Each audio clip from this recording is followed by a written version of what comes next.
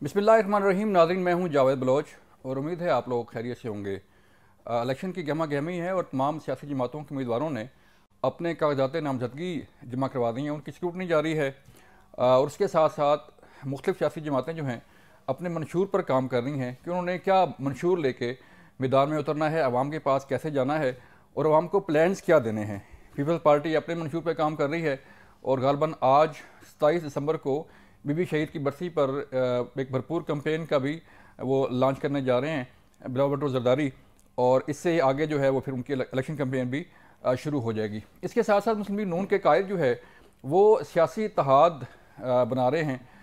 MKM के साथ उनका सियासी इत्तेहाद कायम हुआ, UUFA उनके साथ खड़ी है, BAP उनके साथ खड़ी है और इलेक्टेबल्स उन्हें ज्वाइन कर रहे हैं। और आज मखदूम फैसल साले हयात ने भी मुस्लिम लीग नून को ज्वाइन कर लिया है। मंशूर कमेटी भी काम कर रही है नून लीग की, और मंशूर कमेटी की सरबराह इरफान सिद्दीकी साहब जो है अपनी कमेटी के साथ एक प्लान कर रहे हैं कि मंशूर में क्या क्या चीज़ें शामिल हों और अवाम को किस हद तक रिलीफ जो है मुस्लिम लीग नून देने जा रही है। ये वो सवालात हैं जो आज हम अपने मेहमान से करेंगे, और हमारे मेहमान हैं सेनेटर इरफान सिद्दीकी साहब। उन्होंने हमें ज्वाइन किया है, उनसे बात करेंगे। इरफान साहब, शुक्रिया सर हमें वक्त देने का। सर बताइएगा, शुरू करते हैं मंशूर से ही कि आप मंशूर कमेटी के हेड हैं, मंशूर कमेटी को आप चेयर कर रहे हैं, तो मंशूर में क्या क्या चीज़ें शामिल की जा रही हैं और ये इसका ऐलान कब तक हो जाएगा सर? जी बहुत शुक्रिया जावेद साहब। मंशूर पे हमने 90% काम मुकम्मल कर लिया है। हमारा तरीक़ाकार ये था कि जितने शोबाहाए ज़िंदगी हैं जिनसे हुकूमत का ताल्लुक़ बनता है, चाहे वो तालीम है, सेहत है, तवानाई है, ख़ारजा अमूर हैं, ख़ातीन हैं, नौजवान हैं, इन सारे अमूर पे हमने मुख्तलिफ़ कमेटियाँ, ज़ैली कमेटियाँ कायम कर दी थी, जिनको हमारे लीडर्स, जो लीडिंग हमारे नुमाइंदे हैं हमारी जमात के, वो उसको गाइड करते रहे हैं। वो रिपोर्ट्स हमें मिल गई हैं, उनको कंपाइल कर रहे हैं और इंशाअल्लाह अगले 4-6 दिनों में ये कंपाइलेशन मुकम्मल हो जाएगी। उसके बाद फिर हम मुसवदा जो है वो अपनी पार्टी की जो लीडरशिप है या कमेटी है उसके सामने पेश करेंगे। उसकी अप्रूवल के बाद फिर वो प्रिंटिंग में चला जाएगा। तो होपफुली हम तवक्को कर रहे हैं कि 10-12 जनवरी तक हम ये मंशूर जो है वो सामने ले आएंगे। और इसमें जैसे मैंने अर्ज़ किया, हमारी मुश्किलात हैं। हमारी मुश्किलात ये हैं कि जिन जमातों को सिर्फ मंशूर देना होता है और एक रिचुअल पूरी करना होती है, एक रिवायत पूरी करना होती है, और उन्हें पता होता है कि हमने हुकूमत में आना नहीं है, ना ही इस मंशूर पे अमल दरामद की नौबत आएगी, ऐसे ही है। तो वो तारे तोड़ते हैं, चांद तोड़ते हैं, सूरज ज़मीन पे ले आते हैं और रातों रात पता नहीं क्या सब्ज़ा है लाला गुल खिला देते हैं। हमारा मसला ये है कि हमने अल्लाह ताला के फजल करम से अगर हमारी हुकूमत बनती है तो हमने उस पर अमल भी करना है। ठीक है, लिहाजा हम वही चीज़ें ला रहे हैं जो काबिल अमल हैं। हम आवाम को ख्वाब दिखाने या कोई सब्ज़ बाग दिखाने या कोई सुहाने सपने दिखाने की कोशिश हरगिज़ नहीं कर रहे। सख्ती के साथ मियाँ साहब की हिदायत ये है कि वही चीज़ें कमिट करें जो हम कर सकें। तो इंशाअल्लाह ये दस्तावेज़ बहुत जल्द आ जाएगी। तो सर गाइडलाइन क्या है मियाँ साहब का? फोकस किन चीज़ों पर है? मंशूर तो पहले भी आपका था, आपने उस पर काम भी किया, आवाम को रिलीफ भी दिया अपने दौर में, तो अब क्या फोकस किस पे किया जा रहा है? देखें जावेद साहब, फोकस जैसा कि मैंने अर्ज़ किया, बुनियादी बात या बुनियादी तलकीन या बुनियादी इंस्ट्रक्शन जो है लीडरशिप की, वो यही है कि काबिल अमल बातें होनी चाहिए। पहली हिदायत ये। ठीक है। दूसरी हिदायत मियाँ साहब की ये है कि उनके जाने के बाद जो मुल्क के अंदर एक सैलाब आया है, ख़ास तौर पे महंगाई का, बेरोज़गारी का, बिजली के बाहरी बिल हैं, गैस के बाहरी बिल हैं। आप अंदाज़ा कीजिए कि नवाज़ शरीफ के दौर में जो महंगाई 3 या 4% पे रही है मैक्सिमम, और ख़ित्ते में सबसे कम थी वो अब 44% पे आ गई है। यानी कितने गुना ज़्यादा हो गई है, 10 गुना ज़्यादा हो चुकी है। तो मियाँ साहब की हिदायत ये है कि इस मसले को आपने फोकस करना है सबसे ज़्यादा। फिर नौजवान हैं, हमारे यहाँ 60% के करीब नौजवान आबादी है। उनके वो फ्यूचरलेस हो गए हैं। उनके हाथों में हमने पता नहीं क्या क्या कुछ दे दिया है, पेट्रोल बम दे दिए हैं और उनकी समत कोई नहीं नज़र आती। तो उनको हमने किस तरह स्ट्रीमलाइन करना है, उनकी एजुकेशन किस तरह करनी है, उन्हें स्किल्स किस तरह देने हैं, उन्हें मुआशरे में रोज़गार किस तरह फराहम करना है, ये हमारी दूसरी बड़ी तरजीह है। और इसके साथ जुड़ी हुई है ख़ातीन। خواتین کی بہت بڑی تعداد ہمارے ہاں گھروں کے اندر بیٹھی رہتی ہے، لیکن ہمارے ارد گرد خاص طور پر بنگلہ دیش میں بڑا اچھا ایکسپیریمنٹ ہوا ہے اسمال انڈسٹریز کے حوالے سے، کاٹیج انڈسٹریز کے حوالے سے. تو ہم تیسری بڑی ترجیح ہماری یہ ہے کہ ان خواتین کو لے کے آئیں پروڈکٹیوٹی کی طرف، اور گھروں کے اندر بیٹھ کے بھی وہ معاشرے کا پاؤں پہ کھڑی ہو سکیں اور ہماری معیشت کے اندر اپنا کردار ادا کر سکیں. باقی زندگی کے مختلف شعبہ ہیں. تعلیم ہماری بہت بڑی ترجیح ہے کہ اس کو کس طرح ایک یہ نہ ہو کہ ایک بہاؤ میں بچہ جاتا ہے اور ایم اے کر کے پھر بے روزگار ہو کے گھر بیٹھ جاتا ہے. ہم ایک سٹیج پہ روک کے دیکھیں کہ یہ بچہ انجینئر بننا چاہتا ہے، یہ ڈاکٹر بن سکتا ہے، یہ نہیں پڑھ سکتا آگے، اس کو سکلز کی ضرورت ہے. اور ساری دنیا میں اب سکلڈ لوگ جا رہے ہیں. ادروائز ایسے نہیں ہے جو پہلے ہمارے لوگ چلے جاتے تھے کہ جی وہ عمارت بنانا بھی جانتے ہیں، وہ لکڑی کا کام بھی کر سکتے ہیں، وہ لوہے کا کام کر سکتے ہیں، وہ بجلی کا کام کر سکتے ہیں. اب وہ سارے سرٹیفائیڈ سکلڈ آدمی مانگ رہی ہے دنیا. ان کا اہتمام کیسے کرنا ہے؟ تو انشاءاللہ ہم سارے شعبوں پہ بھرپور توجہ دیتے ہوئے قابل عمل چیزیں جو ہیں وہ لے کے آئیں گے. اور ایک خاص بات جو نہیں ہوتی منشوروں میں پروپوز کر رہا ہوں اس دفعہ، وہ یہ ہے کہ ہم ایک مانیٹرنگ اور امپلیمنٹیشن کمیٹی پروپوز کر رہے ہیں. یہ نہیں ہے کہ منشور دے دیا اور 5 سال کے لیے چپ ہو گئی. ہماری اپنی ایک کمیٹی ہوگی، اعلیٰ جو ہمارے لیڈرز ہیں ان پہ مشتمل ہوگی، جو جائزہ لیتی رہے گی جی کہ اس منشور میں کن کن چیزوں پہ ہم نے عمل کیا ہے، عمل درآمد کی رفتار کیا ہے، کن چیزوں میں ہم پیچھے رہ گئے ہیں، اور وہ پھر وزیر اعظم جو بھی ہوں گے ان کو اپنی رپورٹ پیش کرتی رہے گی. تو انشاءاللہ ہم اسے ایک بڑی فروٹفل، بڑی پازیٹیو، بڑی ریزلٹ اورینٹڈ جسے کہتے ہیں ایکسرسائز بنا رہے ہیں. ٹھیک ہے. تو عرفان صاحب یہ فرمائیے گا کہ منشور تو آپ نے بڑا اس پہ ڈیٹیلز کے بتا دیا. اب ہم آتے ہیں کہ سیاست کس طرف جا رہی ہے سر. مسلم لیگ نون کی پالیٹکس جو ہے وہ الیکٹیبلز دیکھ رہے ہیں کہ الیکٹیبلز جو ہے وہ فوکس ہے آپ کا کہ جتنے کتنے ہو سکیں لوگوں کو ملائیں ساتھ. اور کل حمزہ شہباز شریف صاحب کی بھی خبریں سامنے آئیں کہ انہوں نے اعتراض کیا کہ پرانے لوگوں کو جو ہے وہ نظر انداز کیا جا رہا ہے. تو الیکٹیبل کی سیاست جو ہے وہ کس طرح پھر کامیاب ہوگی کہ آپ کی گورنمنٹ آ بھی جائے یا باقی پارٹیوں بھی آپ کے ساتھ آ جائیں؟ تو یہ تو پی ڈی ایم پارٹ 2 نہیں ہو جائے گا سر؟ نہیں، دیکھیں اس میں بڑا بنیادی فرق ہے.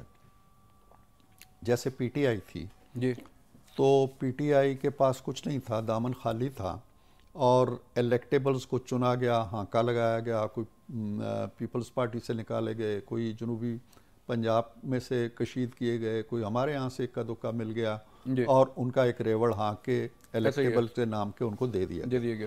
ہمارا مسئلہ یہ نہیں ہے. ہمارے سارے کے سارے کینڈیڈیٹس جو ہیں وہ الیکٹیبلز میں سے ہیں، آلریڈی الیکٹیبل ہے، اور وہ انشاءاللہ لڑیں گے. ہاں، اکا دکا جہاں پہ ہم ضرورت محسوس کر رہے ہیں، کچھ لوگ ہماری پارٹی میں آنا چاہتے ہیں، جاوید صاحب ہمارے لیے بڑا مسئلہ ہے. مسئلہ یہ ہے جو میں مثال دیتا ہوں اکثر اپنے پروگراموں میں، کہ ایک بس ہے جو بھری پڑی ہے، ایسے ہی ہے، اس کی کوئی سیٹ خالی نہیں ہے، اس کے پیچھے بھی لوگ لٹکے ہوئے ہیں، اس کے چھت پہ بھی بیٹھے ہوئے ہیں، بونٹ پہ بھی 2-4 بیٹھے ہوئے ہیں. ہمارے لیے الیکٹیبلز تلاش کرنا، انہیں لانا کوئی مسئلہ نہیں ہے. ہمارے لیے تو یہ مسئلہ ہے کہ جو الیکٹیبلز ہمارے پاس ہیں اس میں سے کس الیکٹیبل کو ترجیح دی جائے. ہمارا ایشو یہ ہے. باقی جو آپ نے حمزہ صاحب کی بات کی ہے ان کی ریزرویشنز ہوں گی. پارٹی کے وہ لیڈر بھی ہیں اور پارٹی کے پرانے کارکن بھی ہیں، اور خاص طور پہ پنجاب کے ایک ایک حلقے پہ ان کی نظر ہے. وزیر اعلیٰ بھی رہے ہیں، اور جب ایک جماعت ہوتی ہے اور لوگ مل بیٹھتے ہیں، فیصلے کرتے ہیں، تو اس میں ہو سکتا ہے مجھے بھی کوئی اختلاف ہو کہ یار دیکھیں پنڈی کے اس حلقے میں یہ ہونا چاہیے تھا، یہ ہو گیا. حمزہ صاحب کو بھی ہو سکتا ہے، کچھ دوسروں کو. یہ کوئی سیاست میں کوئی بڑی ایسی اچنبے کی بات نہیں ہوتی. ظاہر بات ہے، جمہوریت ہے اور آزادی رائے ہر ایک بندہ جو ہے وہ کر سکتا ہے. تو سر ٹارگٹ کیا ہے؟ 2/3 اکثریت یا سادہ اکثریت؟ ٹارگٹ تو ہوتا ہے 100% اکثریت، ٹھیک ہے، جو خواب کی حد تک ہوتا ہے. ایسا ہوتا نہیں ہے، اس لیے میں کوئی ٹارگٹ دینے کی کوشش بھی نہیں کرتا اور نہ دیا کرتا ہوں. میاں صاحب جو ہے لیکن میاں صاحب بھی اس طرح کی بات نہیں کیا کرتے. وہ کہتے ہیں کہ جی اللہ تعالیٰ کے فضل و کرم سے ہم کامیابی حاصل کریں گے. ٹھیک ہے، ہماری کوشش یہ ہے کہ ہم میکسیمم سیٹیں لیں، اور ہم ان سیٹوں کے لیے کوئی ایسی بات نہیں کر رہے ہیں جو ہمارے روایتی جو ہمارا ایک کردار ہے اس سے مختلف ہو. روایتی کردار ہمارا صرف یہ رہا ہے کہ ہم اپنی کارکردگی کو سامنے رکھیں عوام کے. ٹھیک ہے. اور اب جاوید صاحب اس میں ایک خاص بات میں آپ کو بتاؤں کہ 2008 سے لے کے 2023 میں ہم گزر رہے ہیں. ان 15 سالوں کے اندر ایک عجیب و غریب ملغوبہ ہم نے دیکھا کہ 5 سال پیپلز پارٹی کی حکومت آتی ہے, اس کے فوراً بعد پی ایم ایل این کی حکومت آتی ہے 5 سال کی, اس کے تھوڑے سے وقفے کے بعد فوراً ایک حکومت آ جاتی ہے پی ٹی آئی کی. اب ان تینوں حکومتوں کو مل کے دیکھیں, عوام سے کہیں جی کہ یہ ہے پیپلز پارٹی کی 5 سال کی حکومت, اس میں آپ 1 2 3 4 5 6 جو اچیومنٹس ہیں وہ بیان کریں. یہ ہے پی ٹی آئی کی حکومت, یہاں دیکھیں, اور یہ ہے ہماری حکومت. تو میرا خیال یہ ہے کہ عوام کو نعروں سے ہٹ کے, جذباتیت سے ہٹ کے, کسی سے عشق کی شدت کتنی ہے, کسی سے نفرت کی شدت کتنی ہے, ان چیزوں سے ہٹ کے پاکستان کے مفاد کو دیکھیں گے, اپنے مفاد کو دیکھیں گے, قوم کے مفاد کو دیکھیں گے. اس میں کوئی پیرالل نہیں ہے, کوئی دور دور تک پی ایم ایل این کے قریب نہیں ہے. آپ بھی دیکھیں, سارا کردار سامنے ہے, ساری جماعتوں کا رول سامنے ہے. تو ہمیں توقع ہے کہ ہم اچھی کامیابی حاصل کریں گے, اور جب کریں گے تو انشاءاللہ وہ 2/3 ہوتی ہے یا اس سے کم ہوتی ہے, اس کے مطابق ہم. اور ہمارا ایک اور بھی آپ دیکھیں پس منظر یہ ہے کہ ہم نے جب بھی کوئی بڑا قدم اٹھانا چاہا ہے, چاہے وہ 13ویں ترمیم تھی یا 14ویں ترمیم تھی یا اس سے آگے, ہم نے باقی جماعتوں کو ساتھ ملایا ہے. ٹھیک ہے. ہم چاہے تھوڑے ووٹ تھے یا زیادہ ووٹ تھے, ہم نے 2/3 پہ نہیں اعتماد کیا, ہم نے 100% ووٹ لیے ہیں 13ویں میں بھی 14ویں میں بھی. تو ہماری اب بھی کوشش یہ ہوگی کہ اپوزیشن میں اگر کوئی لوگ بیٹھے ہیں تو وہ بھی قومی مفاد کو عزیز رکھتے ہیں اتنا ہی جتنا ہم رکھتے ہیں, وہ بھی یہ چاہتے ہیں کہ عوام آگے بڑھیں. تو ان مقاصد میں ہم سب کو لے کے چلیں گے انشاءاللہ. سب کو لے کے چلیں گے. تو سر دوسری جو چیز سامنے آ رہی ہے کہ سیاسی جماعتوں کا آپس میں اختلاف جو ہے, کل پیپل پارٹی آپ کے ساتھ تھی, آج بلاول بھٹو زرداری صاحب جو ہے وہ مختلف نعرے لگا رہے ہیں کہ کبھی لاڈلا, کبھی کچھ, کبھی کچھ, کبھی کچھ. تو ٹھیک ہے, یہ چلتا ہے جلسوں میں. تو کیا واقعی ہی جلسوں کی بات اور ہوتی ہے اور پھر اندر خانے کل ہو سکتا ہے پیپل پارٹی آپ کے ساتھ مل جائے؟ جی ہاں, دیکھیں سیاست میں کوئی کہتے ہیں کہ دروازہ بند نہیں ہوتا, اور جب دروازہ بند ہوتا ہے تو بھی کوئی نہ کوئی کھڑکی کھلی رہتی ہے, اور کھڑکی بھی بند ہو جائے تو ایک روشن دان چھوٹا سا کھلا رہتا ہے. تو پیپلز پارٹی اور ہمارا جو کردار رہا ہے ماضی میں, ہم مخالفت بھی کرتے رہے ایک دوسرے کی, لیکن میرا خیال ہے کہ 2008 کے بعد سے, بلکہ اس سے بھی پہلے جب میثاق جمہوریت ہوتا ہے, اس کے بعد سے ہمارے ہاں اس طرح کی روایتی مخالفت اور رنجش نہیں ہے. ہم نے ترامیم کی ہیں, جی ہاں, آئینی ملکے کی ہیں, اور 2008 میں زرداری صاحب کی جب حکومت بنی ہم اس کا بھی حصہ رہے کچھ عرصہ, ابھی پی ڈی ایم میں وہ ہمارے ساتھ تھے. تو اس لیے یہ جلسوں کی زبان اور ایک دوسرے تو نہیں کہنا چاہیے, کیونکہ ہماری طرف سے ایسی کوئی کوشش نہیں ہو رہی. دوسری طرف سے اگر کوئی چٹکی لی جاتی ہے تو ہم اسے سیاست کا یا انتخابی سیاست کا حصہ سمجھتے ہیں, خاص طور پہ انتخابات کے زمانے میں یہ چیزیں ہوتی رہتی ہیں, تو ہم ان کو زیادہ سیریسلی نہیں لیتے. پیپلز پارٹی ایک جمہوری کریڈینشلز رکھتی ہے, اور ماضی میں بھی ہم اس کے ساتھ کام کرتے رہیں گے, اور مستقبل میں بھی کرنا پڑتا ہے, تو ہمیں کوئی آر نہیں ہوگی اس میں. ٹھیک ہے. تو کیا سر دیکھ رہے ہیں, آپ پرانے سیاستدان ہیں, آپ نے تاریخ ہے آپ کے سامنے, تو پیپل پارٹی سندھ کی بڑی جماعت ہے, پاکستان میں بھی اس کی نمائندگی ہے, پنجاب میں بھی ہے, کے پی میں بھی ہے, بلوچستان میں بھی ہے, لیکن جو اصل ووٹ بینک ہے وہ سندھ میں ہے. تو دعویٰ کیا جاتا ہے کہ کلین سویپ کریں گے پنجاب سے بھی اور کے پی سے بھی. تو is it possible for people party کہ وہ پنجاب سے جو ہے وہ کوئی سیٹیں اتنی لے پائے یا باقی صوبوں سے؟ دیکھیں, ایک چیز تو ہوتی ہے دعویٰ کرنا. جی, دعویٰ کرنے پہ تو کوئی پابندی نہیں ہے, جیسے خواب دیکھنے پہ کوئی پابندی نہیں ہے. دعویٰ بھی کیا جا سکتا ہے, میں وزیر اعظم بنوں گا, یا ہم سویپ کریں گے, یا ہماری حکومت آ رہی ہے. تو ان چیزوں پہ نہ کوئی قانون روکتا ہے, نہ کوئی آئینی ضابطہ ہے کہ ہم کہیں تم کیوں کہتے ہو. جی کہتے رہیں, ہم بھی یہ دعویٰ اگر کرنا چاہیں گے تو کر دیں گے, لیکن ہونا وہی ہے جو زمین پہ عوام نے فیصلہ کرنا. ٹھیک ہے. سندھ میں اگر عوام ان کو ووٹ دیں گے, وہ برسوں سے 25-30-50 سال سے سندھ میں حکومت کر رہے ہیں, پھر سندھ میں حکومت مل جائے گی. پنجاب کے لوگوں کی بھاری اکثریت اگر ان پہ اعتماد کرتی ہے, ویل اینڈ گڈ, لیکن زمینی حقائق یہ ہیں کہ وہ پنجاب میں اپنی جڑیں کھو چکے ہیں. اوکے. وہ برسوں ہو گئے کہ وہ پنجاب سے انہوں نے خود اپنی وجوہات ہیں، جو بھی وجوہات ہیں، پنجاب کی سرزمین ان کے لیے بنجر ہو چکی ہے پیپلز پارٹی کے لیے۔ ٹھیک ہے، اس حقیقت کو وہ جانتے ہیں، مانتے بھی ہیں، چاہے اس کا اعلان کریں یا نہ کریں، لیکن اینی ہاؤ وہ ووٹر کے ہاتھ میں ہے تقدیر اپنی، وہ جو بھی فیصلہ کریں گے ہمیں تو قبول ہوگا۔ چلیں جو بھی فیصلہ کرنا ہے عوام نے کرنا ہے۔ مجھے ایک بریک کے لیے کہا جا رہا ہے سر، اور جب بریک سے واپس آئیں گے تو ہم بات کریں گے کہ اگلی گورنمنٹ جو ہے وہ کس کی بننے جا رہی ہے۔ عرفان صاحب کی بڑی نظر ہے سیاسی امور پر، ان سے پوچھیں گے کہ اگلی گورنمنٹ کس کس جماعت کی ہو سکتی ہے۔ ملتے ہیں بریک کے بعد۔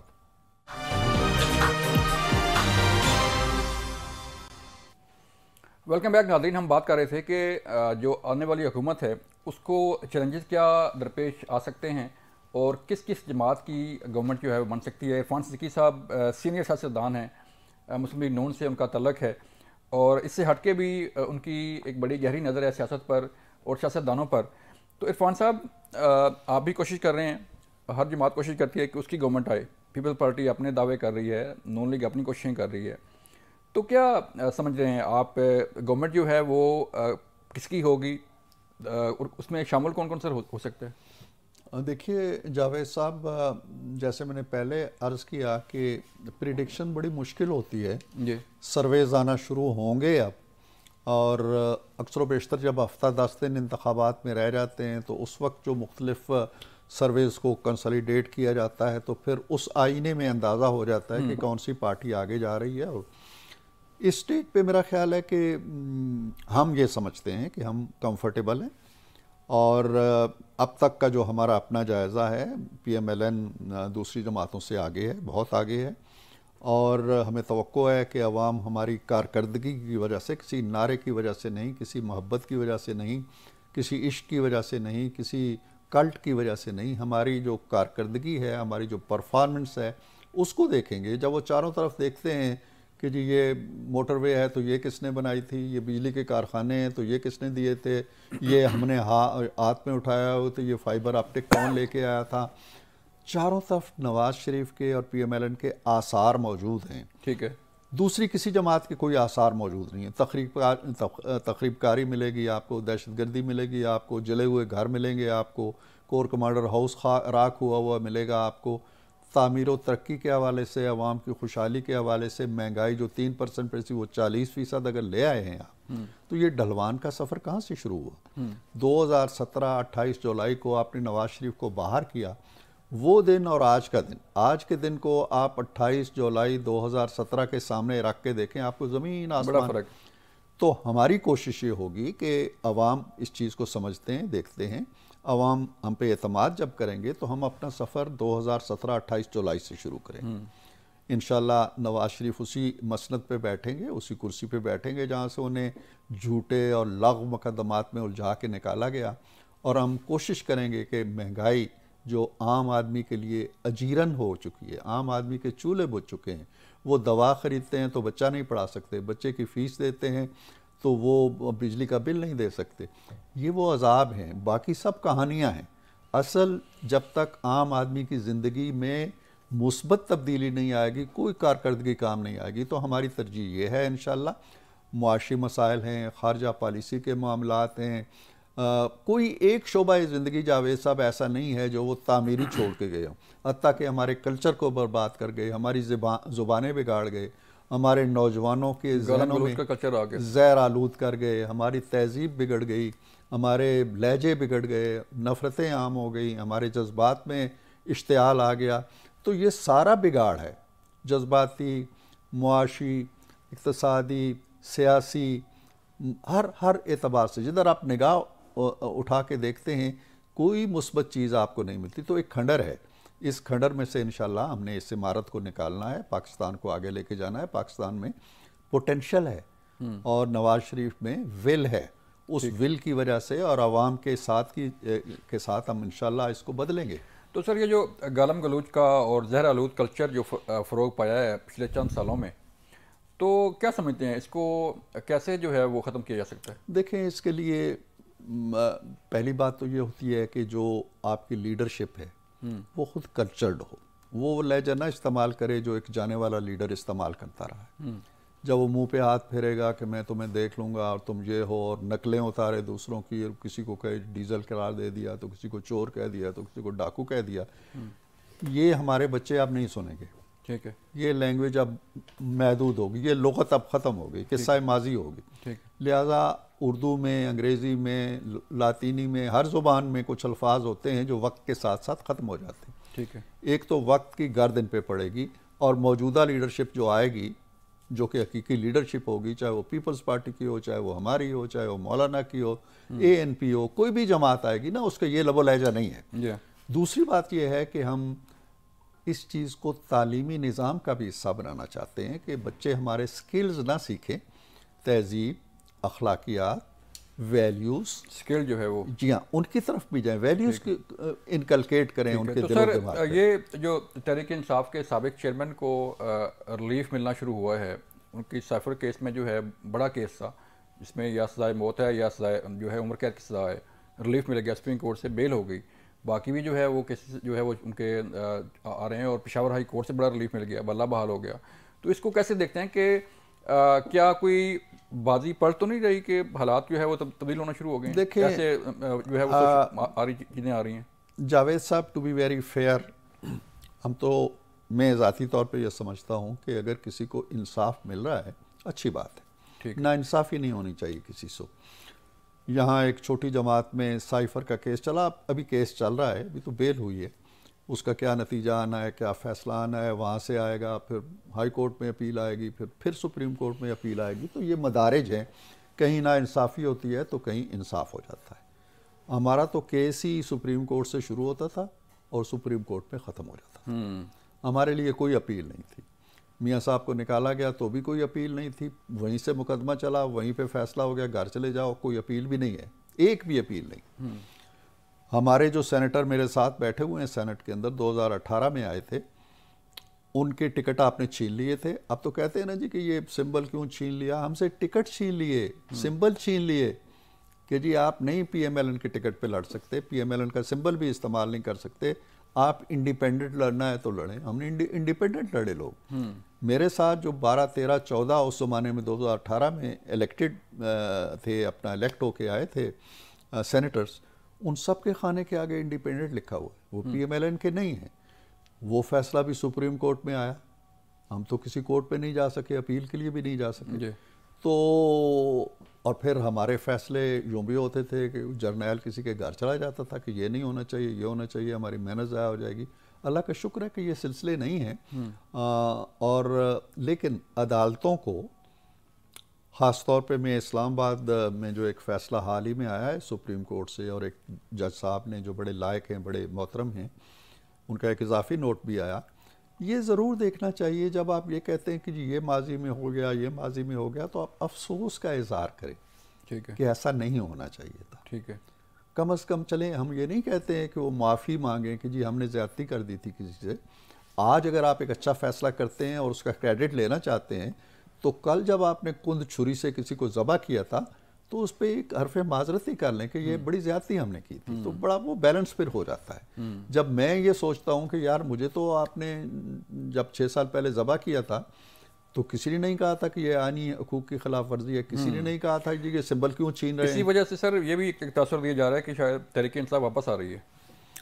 دیکھیں جی، جماعتیں جاتی ہیں، واپس آتی ہیں، لیکن میں تحریک انصاف کو جو ایک سیاسی جماعت ہوتی ہے نا، اس کے طور پر دیکھتے ہوئے مجھے تھوڑا سا تذبذب ہوتا ہے.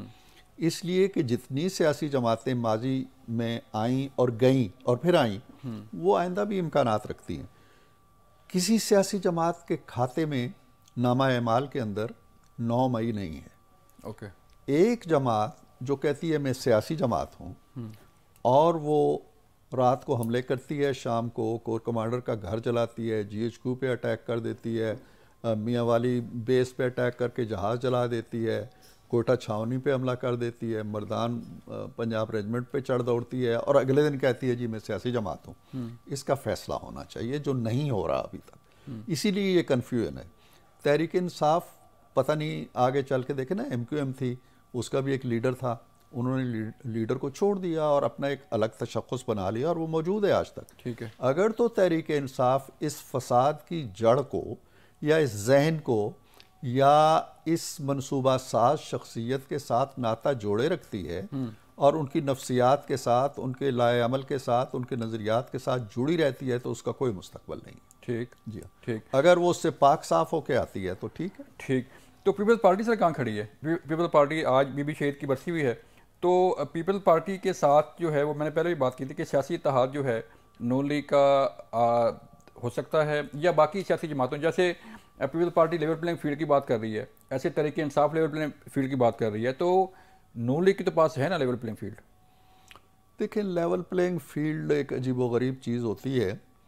میرا خیال ہے کہ سب کے پاس ہے. سب کے پاس جو کچھ ریلیف آپ نے خود ذکر کیا، کس کا کسی ایک کا نام لیں کہ جی اس کا وہ نامینیشن پیپر چھن گئے تھے تو جمع نہیں کرا سکے. پورے پاکستان کی سرزمین میں کوئی ایک حلقہ بتا دے جہاں ان کے نامینیشن نہیں ہے. ایک ایک حلقے میں 10 نامینیشن ہیں ان کے. پراپگنڈے کو چھوڑ دیں، آپ جھوٹ کو چھوڑ دیں جو کلچر ہے ان کا. حقیقت یہ ہے کہ سب کے اس سے بڑی لیول پلینگ فیلڈ کیا ہے کہ آپ کو اگر نشان آپ سے چھینا گیا آپ کو مل گیا. یہی ہے نا لیول پلینگ فیلڈ. آئیں الیکشن لڑیں. لیول پلینگ فیلڈ یہ ہے کہ آپ کے پاس آپ جائیں نا ایک حلقے میں بتائیں کہ جی ہم نے 4 سال یہ کیا ہے آپ کے ساتھ، یہ نہیں ہے آپ کے پاس. ٹھیک ہے. تو لیول پلینگ فیلڈ ہے، سب کے پاس ہے بالکل، انکلوڈنگ پی ٹی آئی. تو عرفان صاحب ایک تاثر یہ بھی دیا جا رہا ہے کہ جیسے میاں صاحب ناراضگی کا اظہار بعض دفعہ اپنے پارلیمانی بورڈ کی میٹنگ میں کرتے ہیں کہ حساب ہونا چاہیے، احتساب کی بات کرتے ہیں، یا 93 کی یا کارگل وار کی بات کرتے ہیں، تو میاں صاحب کی کوئی ناراضگی یا سسٹم پہ کوئی ایسی چیز ایسی ہے کہ جو ہے وہ میاں صاحب کو جو ٹیز کر رہی ہے یا انہیں ناراض کر رہی ہے؟ میرا خیال ہے پوری قوم کے ذہن میں ہے، آپ کے ذہن میں بھی ہونی چاہیے، میرے ذہن میں بھی ہے، جس گھر کا چولہا بجھا ہوا ہے اس کے ذہن میں بھی ہے کہ یار مجھے تو دوائی بھی مفت مل رہی تھی، میرے تو بجلی کے بل بھی اتنے نہیں آتے تھے، میرا تو مہنگائی بھی اتنی نہیں تھی، چیزیں سستی ملتی تھیں، چینی 50 روپے کی میں لے رہا تھا، 250 کی لے رہا ہوں. ہر آدمی یہ سوچتا ہے ایسا کیوں ہوا، کس نے کیا اور کس لیے کیا. اس لیے میاں صاحب یہی سوال کر رہے ہیں، عوام کے حوالے سے کر رہے ہیں. ٹھیک. اپنی ذات میں تو جو ہوا سو ہوا. ملک کو آپ کہاں چھوڑ گئے؟ سی پیک میں آپ کو 40-50 ارب ڈالر کی ایک سرمایہ کاری لے کے آئی، وہ 4 سال وہ ایک اچھا خاصا چلتا ہوا پروجیکٹ آپ نے جامد کر دیا، دوستوں کو آپ نے ناراض کیا، ملک تباہ برباد ہو گیا. تو یہ ایک لیڈر کا کنسرن ہے، دکھ ہے جس کا وہ اظہار کرتا ہے کہ ایسا کیوں کیا. وہ اس لیے نہیں کہہ رہے کہ ان کو یہ پکڑو اور ان کو پھانسی لگاؤ، اپنا حساب تو جو ہے سو ہے. قوم و ملک کا حساب کون دے گا؟ پاکستان ایک مظلوم ہے. دیکھیں نا، نواز شریف نہیں بول رہا، پاکستان بول رہا ہے. پاکستان یہ پوچھ رہا ہے کہ مجھے اس سال سے کیوں 2-4 کیا تم نے؟ میں 2017 میں اچھا بھلا ترقی کر رہا تھا، میں نے IMF سے نجات حاصل کر لی تھی، میں فاٹف کی وائٹ لسٹ میں آ گیا تھا، میری اتنی سرمایہ کاری آ گئی تھی، میرے یہاں لوڈ شیڈنگ ختم ہو گئی تھی، تم نے میرے ساتھ کیا کیا؟ یہ ہے جو پاکستان پوچھ رہا ہے. تو سر وزیر اعظم میاں صاحب ہی ہوں گے؟ بعض لوگ کہتے ہیں کہ شہباز شریف صاحب شاید بن جائیں. دیکھیں پارٹی کا جو فیصلہ ہے وہ ایک سلاٹ کے بارے میں تو ہے. وزیر اعلیٰ کون ہوگا پنجاب کا، کسی اور صوبے میں ہمیں حکومت ملتی ہے تو کیا ہوگا. بعض لوگ یہ کہہ رہے ہیں کہ شہباز شریف صاحب شاید وزیر اعظم بن جائیں. یہ شاید کی بات ہے. ایک چیز جو میں پارٹی کے فیصلے کی بات کر رہا ہوں وہ یہ ہے کہ اگر PMLN وفاق میں حکومت بناتی ہے تو پارٹی کا فیصلہ یہ ہے کہ نواز شریف وزیر اعظم ہوں. ٹھیک ہے. تو الیکشن 8 فروری کو ہونے جا رہے ہیں، اور کبھی یہ کہا جاتا ہے کہ موسم ایسا ہوگا، کبھی سیکورٹی کی صورتحال، تو کبھی یہ صورتحال، لیکن سپریم کورٹ کہہ رہی ہے کہ پتھر پہ لکیر ہے. آپ کنفرم ہے کہ آپ انشاءاللہ ہوں گے؟ الیکشن میں رکھنے یہی لوگ ڈال رہے ہیں. کبھی کسی ایک وکیل سے کسی طرح کی پٹیشن دائر کر دیتے ہیں لاہور میں، کبھی پشاور میں کر دیتے ہیں کہ کسی نہ کسی بہانے سے آگے پیچھے ہو جائیں. الیکشن انشاءاللہ وقت پہ ہوں گے. بالکل الیکشن وقت پر ہوں گے. مجھے ایک بریک کے لیے کہا جا رہا ہے، ملتے ہیں بریک کے بعد.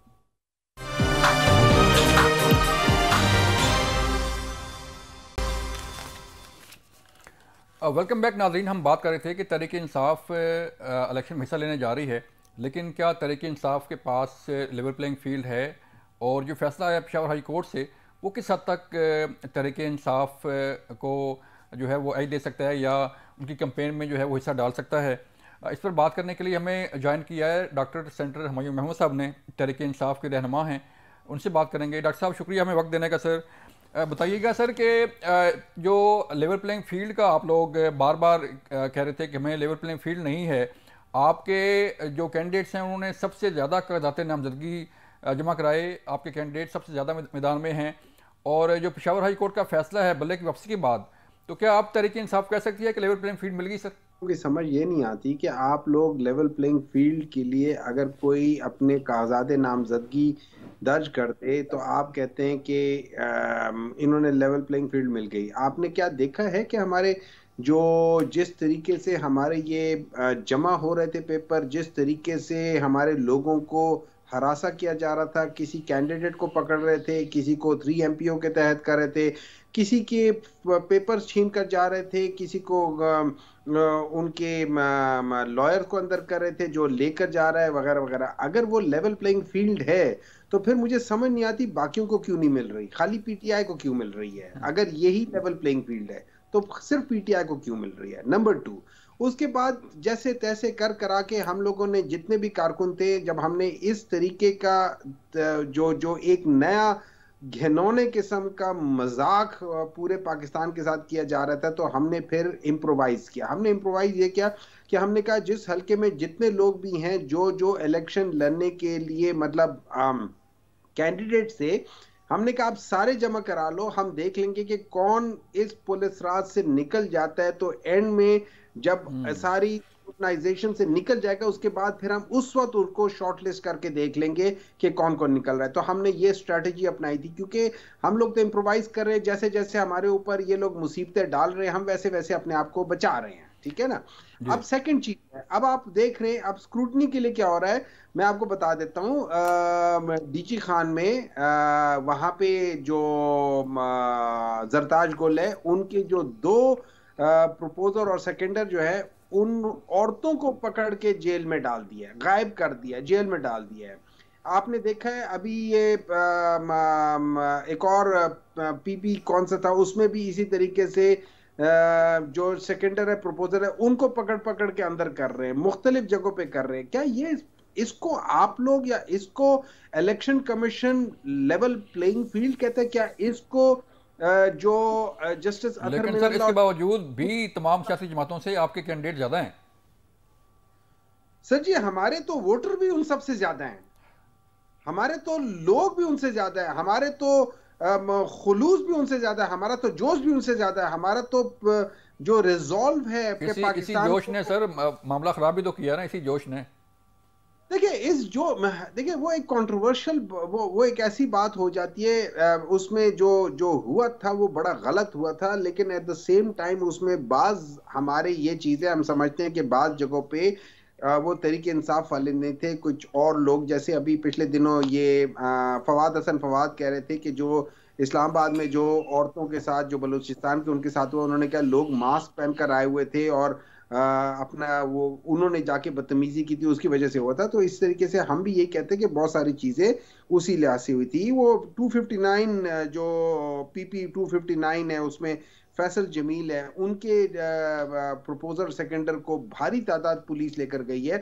آپ نے دیکھا ہوگا کہ ابھی شاہ محمود رشید صاحب کو انہوں نے کورٹ نے کہا کہ ان کو چھوڑ دو، آگے سے جی ان کو پولیس والوں نے کس بدتمیزی سے ان کو پکڑ لیا. یہ جو انفارچونیٹلی اس وقت جو ہمارے جو مین تحفظات ہیں وہ 3 چیزوں کے اوپر ہیں. ایک، رول آف الیکشن کمیشن، وہ کس طریقے سے کر رہا ہے. Number 2، role of the caretaker government, and number 3 is انتظامیہ. وہ انتظامیہ جو جگہ جگہ یا تو ان کو ان کے پیپر چھوٹی چھوٹی باتوں میں رد کرنے کی کوشش کر رہے ہیں، اس کے علاوہ جو 3 MPOs کا وہ نکال رہے ہیں. تو یہ ساری چیزیں کر کے میرا نکال کے لیول پلینگ فیلڈ ہے. ہاں، ہم لوگوں کا ریزولو ایسا ہے، ہم لوگوں کی کنوکشن اتنی اسٹرانگ ہے کہ ہم لوگ کہتے ہیں کہ جو مرضی کر لو، ہم لوگوں نے اس الیکشن سے نہ بوائیکاٹ کرنا ہے اور نہ ہم نے میدان سے بھاگنا ہے. ہمارا تو سر جو الیکشن، ٹھیک ہے آپ الیکشن میں جا رہے ہیں،